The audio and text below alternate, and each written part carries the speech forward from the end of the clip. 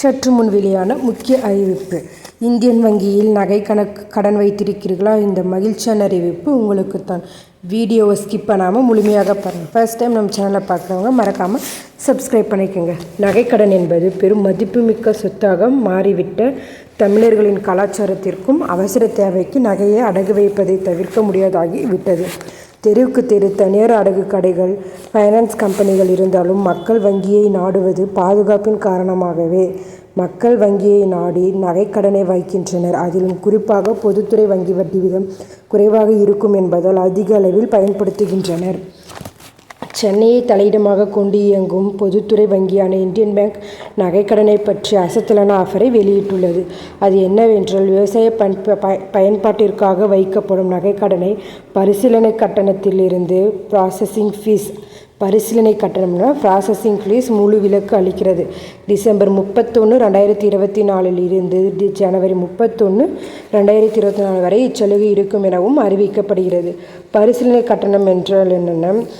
பொதுவாக எந்த ஒரு கடன் பெற்றாலும் அதற்கு வங்கி பரிசீலனை கட்டணம் வாடிக்கையாளர்களிடமிருந்து வசூலிக்கின்றனர். இது நகைக்கடனுக்கும் பொருந்தும்.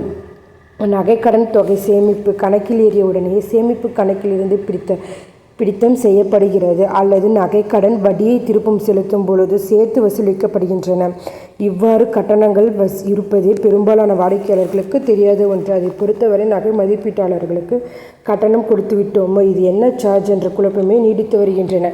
மேலும் பலர் நகைக்கடனை வைத்து அன்று கவனிக்காமல் சிறிது நாட்கள் கழித்து தன்னுடைய கணக்கிலிருந்து பணம் போய்விட்டதா என்று வங்கி ஊழியரிடம் கேட்கின்றனர்.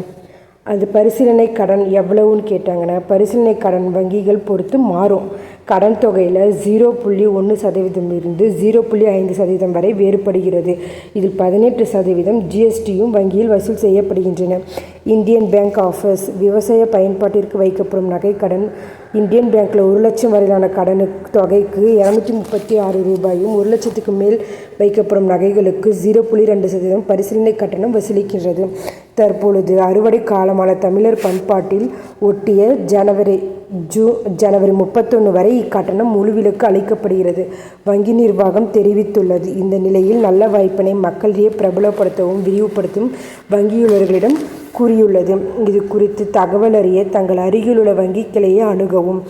அந்த வங்கியின் இணையதளத்தில் சர்வீஸ் சார்ஜ் குறித்த தகவல்களும் டெபாசிட் மற்றும் கடன்களுக்கான வட்டி விகிதமும் வெளியிடப்பட்டிருக்கும் என இந்தியன் வங்கி தகவல் கொடுத்துள்ளது. மக்கள் அருகிலுள்ள இந்தியன் பேங்கிற்கு சென்று தகவலை வாங்கிக் கொள்ளவும்.